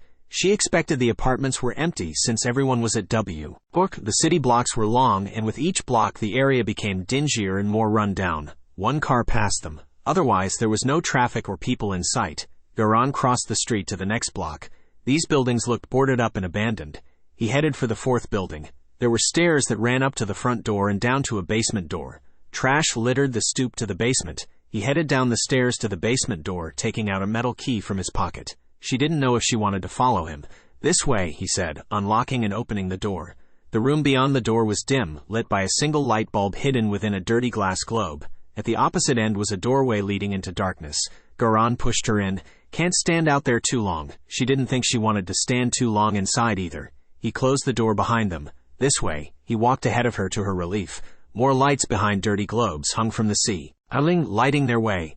Pipes and wires of all sizes lined the walls, hiding gritty cement. The floor crunched underfoot. PAXINE felt like they were traveling under the entire length of the city, through corridor after corridor. The air alternated between stuffy to damp to stale. The only sound was the crunching of their footsteps. Ahead of them, leading the way, was the gray shadow of Shalunia, who obviously been here before and knew her way. The only thing breaking up the monotony of the pipelined corridor was doors that looked like they hadn't been opened in 100 years. She was sure she didn't want to open any of those doors, imagining all sort of horrors, cobwebs, and rats. At one such door, the worst of all for rust, Shalunia stopped. Garan reached up to a small metal box fastened to the wall, opening it without a noise. He took out a key, holding it up for her to see.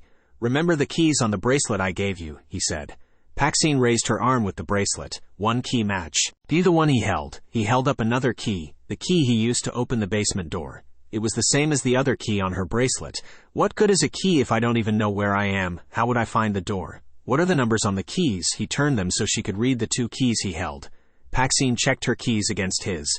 42, she said, reading one key. "The door is on 42nd Street, 4th house, 2nd door, meaning basement," he said in explanation. 17R, she said, reading the 2nd key. "The 17th door on your right." He turned the key in the door. The door didn't open, but the whole section of wall containing the door pivoted open. "Wow," she said, thinking of secret passageways. Did this lead to her grandma's, she wondered, stepping into the corridor behind the wall. A light switched on overhead, and the section of wall pivoted closed behind them. He led the way again with lights switching on and off as if guiding them down the corridor. Or toward a door. This door was different from all the others. It wasn't rusty, looking brand new. Garan placed his hand in the middle of the door. There was a whisper of gears, and the door swung open. Again, lights turned on as soon as they entered the room. The door closed on its own behind them. "Your hand will open that door too," he said. PAXINE blinked twice, staring at the shelves full of wire, glass, and such, and the empty table in the middle of the room. "This is your shop," she said in amazement. "One of my shops." He hung her dress on a hook on the wall. "One? You? This isn't your shop I visited." She was sure this was the shop she and her grandma had been in. "Nope." He rummaged through a nearby shelf. "You're sure? It looks exactly like it. It has an empty table." She wasn't sure she believed him. "The table is my workspace. You always need a clean place to work." Whack. PAXINE let her backpack slip to the ground so Tache could hop out. He disappeared with Shalunia. And soon there was the faint sound of crunching. She was relieved he got to eat. Garan put a handful of items on the table, moving to rummage through another shelf. The only sounds were the tails crunching and of Garan rummaging. There was the faint scent of baby oil and caramel. Fine dust coated everything. She was amazed how many shelves full of things there were. She hated to think of dusting the place. Then she laughed to herself. She was sure based on the dust that Garan didn't like dusting either. She kicked her backpack out of the way, and Tache's wooden spoon fell out. "What's that?" Garan said, rushing past PAXINE to pick it up before she could. "It's a spoon," she said, thinking she stated the obvious. "A wooden spoon." He examined it as if he had never seen a wooden spoon before. "It's Tache's spoon. We were in Grandma's spice shop. He bit it so Grandma had to buy it." She didn't understand why he was so interested in a spoon. "Very nice." His voice was serious.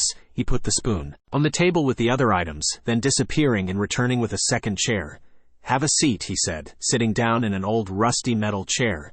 "I'd like to show you some things." He positioned some glasses on his nose, picked out a caramel from the items on the table, and popped it into his mouth. Next, he took a pair of tweezers and picked up some metal slivers. PAXINE didn't think metal slivers were very interesting, even more so since they didn't look like anything. In fact, they were almost invisible, if not for Garan moving them so that light glinted off them. See how this one curves this way and that one curves that way? He placed the slivers on his finger. This one is warming up to the heat from my finger. The other one isn't. This causes one of them to spin. As it cools, the other one picks up the heat emitted and that one spins. The result of them spinning is a wound-up clock. He looked pleased. She hadn't understand a single word he said. He lowered the metal slivers onto the table. To her surprise, they weren't metal slivers anymore but a spider. She blinked. A metal spider made with slivers so fine that if she hadn't seen him put it down, she wouldn't have known it was there. He released the spider from his fingers. The spider crawled across the table, maneuvering over caramels and tools, stopping at the edge. This is a screamer. He looked like a kid with a new toy. A screamer? It doesn't make a sound. She tilted her head as if listening. Was he serious? Not one that you can hear, but they can. He shrugged a shoulder toward the other side of the room where Tache and Shalunia stood, staring. Despite how tiny and invisible the screamer was to her, the tails pinpointed exactly where the screamer stopped. He picked up the screamer with tweezers. What's it for? Finding tails? She wondered what good was something that screamed silently. No, it's for tracking people. Let me demonstrate, he said, enclosing the screamer in his hand. Now let us. Say I want to track you, but I don't want you to know about it. He stepped away from her. I need to warm up the screamer so it has the energy to go as far as I need it. Once it's warm, I get as close to my target as I can, and then I release the screamer. He bent down as if he was checking his shoelace, releasing the screamer, which was almost invisible, crawling across the floor. The screamer knows where to go, he said, watching the screamer head straight for her. It needs to find a new heat source, and you're the closest warm object. The screamer crawled up onto her shoe, under her jeans, and onto her sock. PAXINE shivered at the creepiness of it, pulling up her pant leg to reveal it attached to her sock. You would never have known it was there, he said, removing the screamer from her sock using the tweezers. Also, no mechanical scanners or detectors would pick it up. However, he paused, pointing at Tache and Shalunia, who were following the screamer with their eyes. They will be able to hear it and follow it, even if it is quite some distance away. As long as it's near a source of heat, like your body, it will continue to scream. But deactivators would, she said. No, you didn't listen. No mechanical scanners or detectors will pick it up. Deactivators don't work on a screamer because a screamer works off heat, not a battery or electrical source. Here, let me show you how to make one. He put the screamer into a metal box. PAXINE leaned in, almost touching her nose to the table. The metal slivers were so fine. She could understand why Garan used tweezers. See how this side is dark and this side is light, he said, moving the metal so she could see it. The dark absorbs the heat faster than the lighter side. This causes the metal to spin and winds up the screamer. Heat loss activates the screamer to move. Constant heat stops the screamer. I see, she said, starting to understand what he was saying. This is physics, something to study in a few years. He kept his eyes on metal slivers. More homework. She rolled her eyes and laughed, but she was getting more interested in screamers. Garan twisted and twirled the metal slivers together, holding out the new screamer in his hand. The screamer won't move because it has a constant source of heat, but it is screaming, he said, pointing to the tails whose ears were twitching. You should see how dogs react, he chuckled, putting the screamer on the table. Now I have removed the constant heat source. It will crawl to find another heat source, or until it is unwound. The screamer crawled over every object on the table, dropping off the edge, landing on the floor and stopping a few feet from a cabinet. Tache moved in to investigate, almost touching his nose to the screamer, which came back to life, crawling toward him. He backed up, but the screamer kept coming. Tache panicked as his butt hit the cabinet, jumping 4 feet over the screamer to escape. Garan laughed, scooping up the screamer. Not so good for ecking up on tails. He laughed some more. Yeah, those are cool. Creepy though, she said with a shiver, wiping her sock as if the screamer was still clinging there. Well now, let's take a look at this spoon. He spun the spoon around his fingers. The spoon isn't mechanical, she said, thinking that was why Garan liked the spoon. Nope, not at all. This is a big spoon. He tapped it with a finger while he thought. It would make a nice weapon. PAXINE imaged herself hitting an assailant over the head with the spoon, having the spoon break, and the assailant laughing at her. Are you sure? She said, making sure he wasn't joking. Oh yes, he jumped up with excitement to grab more tools from a shelf. Hold this. She held the spoon while he drilled a hole through its entire length with a long, thin drill bit. Then he slid a piece of thin white plastic tubing into the hole. Splendid, he said, holding out the spoon, admiring it. Pea shooter, she said, not knowing what good a spoon with a hole drilled through it was. What? Oh, that would be a good idea, but peas would be too big. No, this is a popper, Garan said, as if she should know what a popper was. A popper, PAXINE said, looking very confused. Yep, he twirled the spoon like a baton. And what does a popper do? I'll show you, he said, selecting a tiny black bead from a tin box. He fit it into the hole at the rounded end of the spoon. This way, he led her around a cabinet to another metal door. Inside, he flipped a switch, starting a fan at the far end of the room. With a flick of his wrist, the bead shot out of the spoon, hitting the far wall. It made a loud pop, bursting into thick black smoke. The fan sucked away the smoke. He grinned as if that was the neatest thing. That's it. She was thinking maybe an explosion and black smoke would be exciting, not a pop. Not impressed, huh? He led her out of the room. Nope. Well, you would be if I flicked it at you. It produces a lot of heat and and give you quite a burn. It can start your clothes on fire. It doesn't take much to send it at someone. However, you do have to use a flick of the wrist, else it won't go. Hard to misfire it. Oh, I guess that sounds more serious if it can start your clothes on fire. And no one is going to disarm you of a spoon. Remember, a weapon is best when it's not a weapon. Stick that back in your backpack, and I'll give you a couple of beads for it, he said, rummaging through a drawer, finding another tin box and putting popper beads inside. Always wise to keep it loaded. He loaded a bead into the spoon and handed her the spoon. Tache won't mess with it, will he? She had a right to be worried since Tache messed with everything. He won't. Popper has a nasty smell to it. I think I ruined his spoon for him. He put more metal pieces and tools on the table. Here, let me show you how to make your own screamers. He handed her a pair of tweezers. PAXINE followed his instructions, putting together a spider. There, he said. That's it, she said, putting the spider down, thinking putting spiders together was easy. Her spider walked across the table, stopping just before the edge. Whoa! She remembered the mouse that Greta gave her, pulling it out of her backpack. Yes, those are built on the same principle as the screamer, except it doesn't scream. He hardly gave the mouse a glance. His stomach gurgled. Oh, dinner. Pizza okay? Oh, of course. Pizza is always okay. He dashed out the door they had come. She wondered if he had to go all the way down the corridors. And where was a pizza place in this part of the city? She didn't wonder long. Instead, she put together her second spider, but added another set of legs. Now how could she get it to carry popper beads? Soda, Garan said, coming back through the door carrying a pizza box. She almost squashed her new spider. Gosh, that didn't take long. She cleared a place on the table for the pizza.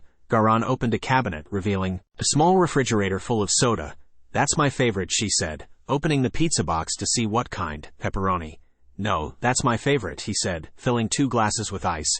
And I don't share with just anybody. He glared at her. You need to work on that glare. She laughed and grabbed a glass. So I take it pepperoni is your favorite pizza? Yeah, it is. Yowl. Shalunia appeared from behind a cabinet. Oh, what? He said, looking down. Oh, here. He picked something invisible off his shoe. The screamer got away from us, he said with a chuckle. Not the first time. He put the screamer away in a box.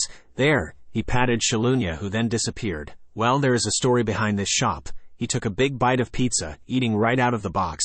Yeah, she said, helping herself to a slice while Tache slid up into her lap to check the pizza out. He whacked his approval, hoping for a bite. We are sitting right beneath our enemy. He tried to sound dramatic. The us who were chasing us. Aha! She bit into the cheese-stuffed crust, ignoring his dramatics. This is where they moved because of Tache, he said, looking like he wanted more of a reaction out of her. Tache popped his head up, dangerously close to her piece of pizza. Yes, you, Garan said, pointing a finger at Tache, who didn't even blink an eye. I know when they're around or not. I pretty much control this building. Let me just say there are lots of spiders and other things creeping around up there.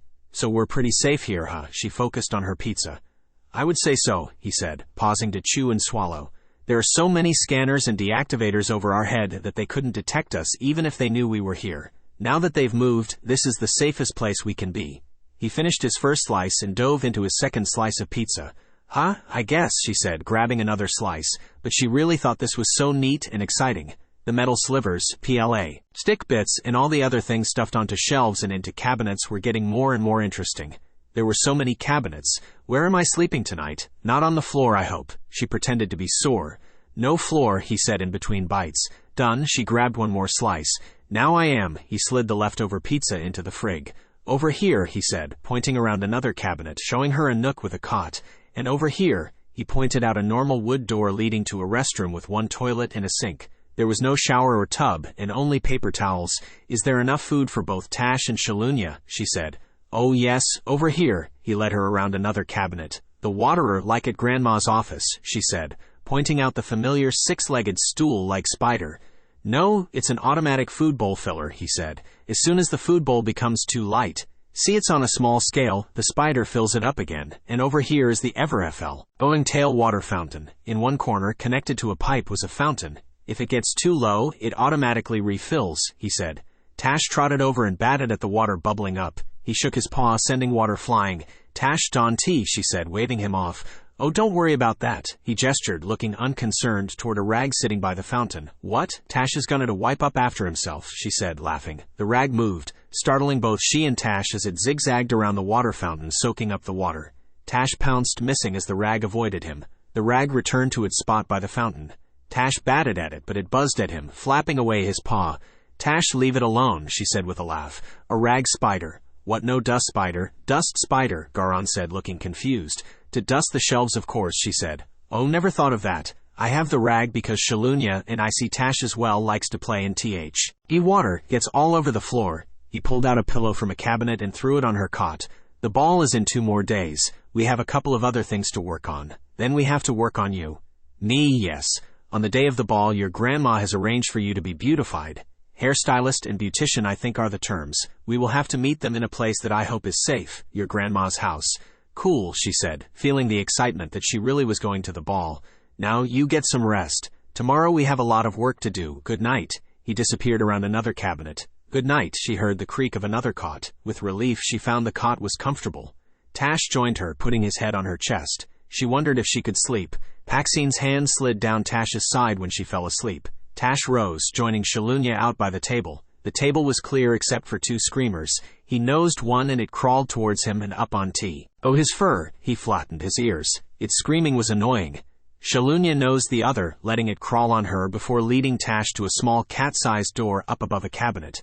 The door opened out on top of a pipe that followed the corridor. The utility lights lit the corridor below. Nothing stirred, but it wasn't silent to Tache and Shalunia with the 2 screamers. Shalunia moved along the pipe until it curved. There she jumped down, activating a sliding door that opened out to a parking garage. She crossed through the garage toward the street. There was no moon and the streetlights were gritty and dim. The parking garage appeared deserted, making it easy to stay undetected. Tache liked that, letting his tail whip and flick at will, until he found that Shalunia was leading him toward a busier street a couple of blocks away. He didn't like the looks of the busy street. No one was out walking at this time of night, but there were still a lot of cars.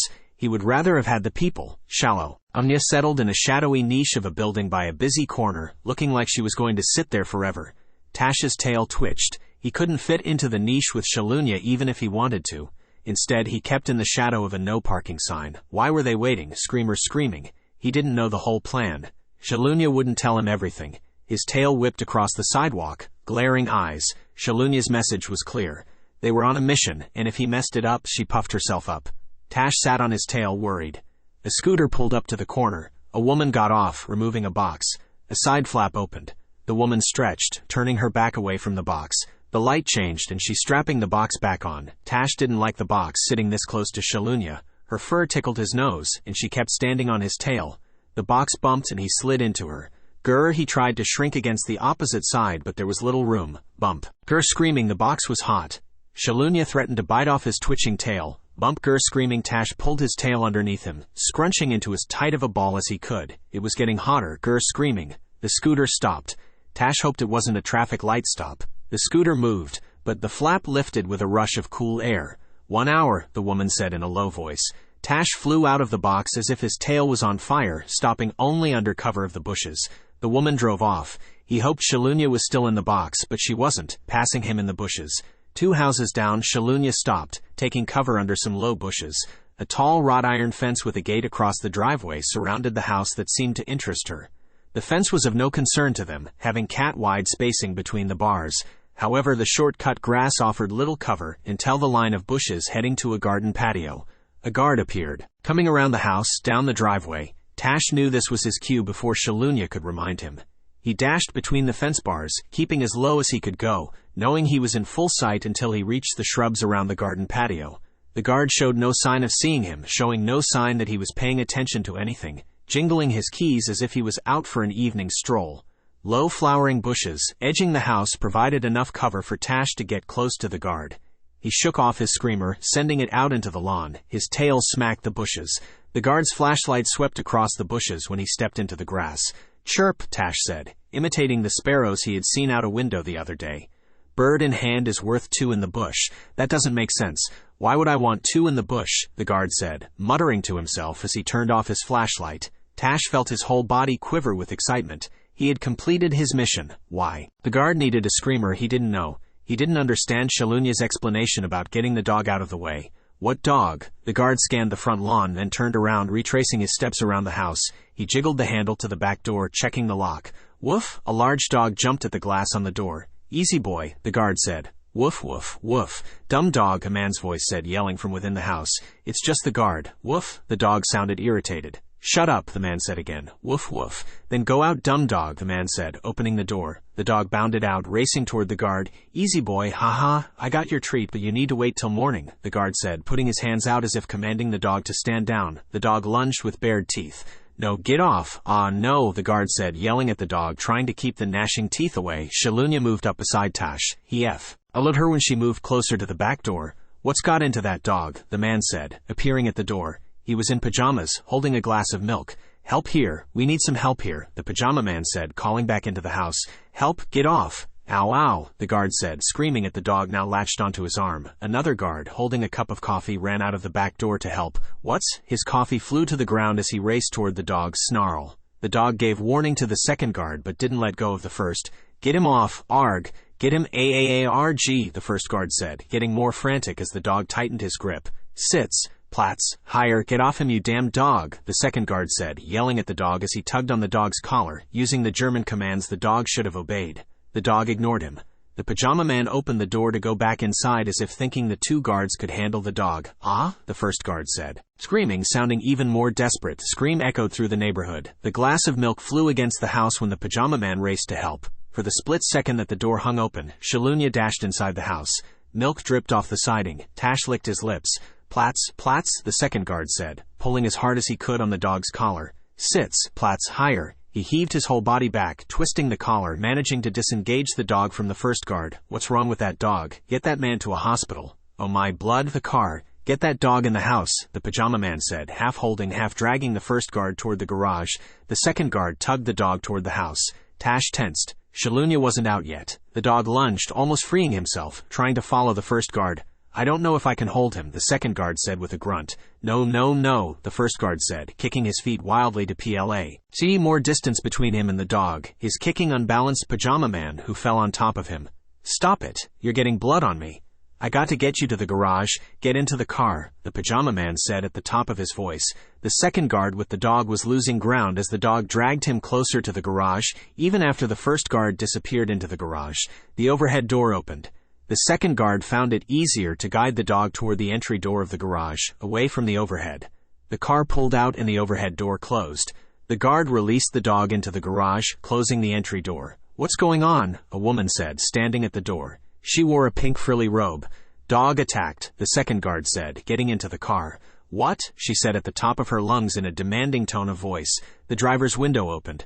"The guard is dying. Got to get to hospital." "Damn dog attacked," the pajama man said. "What dog?" the woman said, creaming back. "The guard dog, you idiot," the pajama man said, closing the window. The garage overhead door rattled as the dog lunged against it. The car screeched down the driveway. The woman leaned out from the door to watch the car go, and Shalunya slipped by.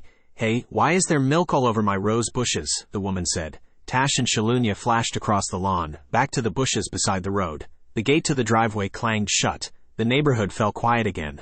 A scooter coasted down the street, stopping near the driveway.